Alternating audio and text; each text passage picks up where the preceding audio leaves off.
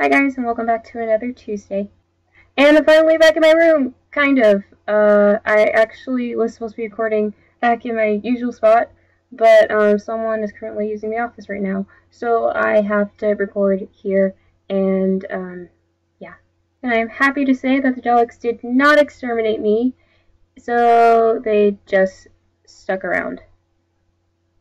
And they won't leave. Knock, knock. Who's there? Exterminate! So as you guys can already tell, Steph was not with us this week due to some technical issues, but no worries, I am sure that she'll be back next week with some fun and exciting news, I think.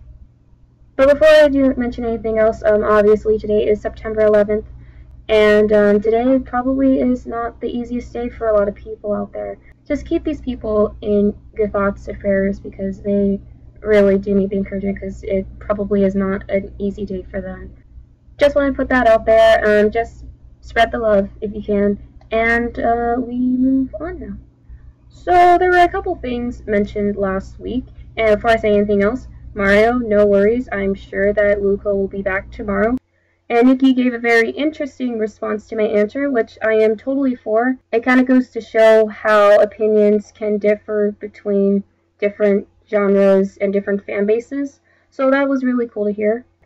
I also do hate it when they decide to kill off all of your favorite characters. I just personally feel when it comes to fan service, I just don't like it when they feel like they can just take all those little aspects like, hey, let's get a bunch of girls with big boobies and let's put that in the show. People like that. It's almost like with Visual K and Ashari K when they came to J-Rock and then it started going down the hill because everybody was trying to look like Anne Cafe and be all cutesy and everything, and they only focused on their looks. They basically stopped focusing on the music.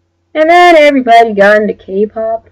Like I said, I like the different opinions, and I would be very excited to hear what Luluko and Steph have to say. Back to what Nikki said, she also talked a little bit about the episode of Doctor Who that came on last Saturday. I have no words to describe this episode. It was just awesome. I loved every minute of it. It had freaking dinosaurs in it, and I've been obsessed with dinosaurs for I've been really obsessing over them for the last couple of months.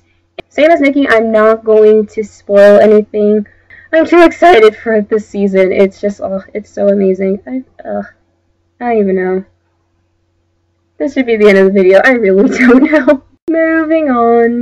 So today I'm going to give you my top 5, I think, videos that you guys should check out if you haven't already. So the first video shows how awesome parents can be, and is basically a dance parody of the infamous song Gangnam Style. The YouTuber on his own is already a great dancer, but the fact that he had his mom dance with him, it was just so freaking adorable. It was so awesome. So you guys check it out. The second video that I want to talk about is called Assassin's Creed meets Parkour. And the third one is Mario Warfare. These two videos are a perfect example as to why I have more faith in cosplayers and YouTubers than I do in Hollywood when it comes to making live-action adaptations of animes and video games. You know something's up when you see Hollywood spend millions of dollars making these movies, and then you get YouTubers who can make a fantastic and 10 times better movie for a fraction of the cost. You know something's going on there. But in case Mario Warfare did not satisfy you, there was also a fourth video called Camera Warfare, and this basically shows you how dangerous cameras can actually be. And the last video that I found was by Lindsay Sterling, and she made a violin cover of Game of Thrones. I've actually never watched Game of Thrones. I've heard mixed things about it, but she did a fantastic job on this.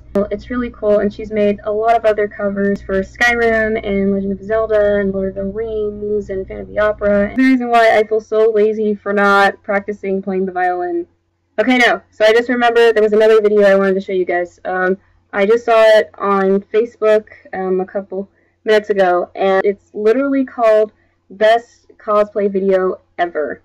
So if you guys have any other videos that you thought were really awesome that you think we should all check out, just leave links to them down in the comments, along with the question of the day. Given certain circumstances, what type of dinosaur would you like for a pet? I would probably go with, Velociraptor, just because. But I looked into this They call it a Sauroposeidon, and I think that's really cool to have. It's basically the very big brother to the Brachiosaurus. Regardless of the circumstance, I'm sure that it's a herbivore and it won't eat me, unless it thinks I'm a twig. Any large creature that has a name that stands for things like Earthquake, God Lizard is worth having. It's almost like having Egyptian god cards. Well, obviously not them being cards, obviously, like they're actual gods running around in your backyard. And I don't know. Yeah. But that wraps it up for me this week. Don't forget to like, subscribe, and stay tuned for the rest of the geeks this week. This has been Pyro, and I'll see you guys next Tuesday. I've got a lovely bunch of coconuts. They are standing in a row. Please buy them. No, I don't want your coconuts.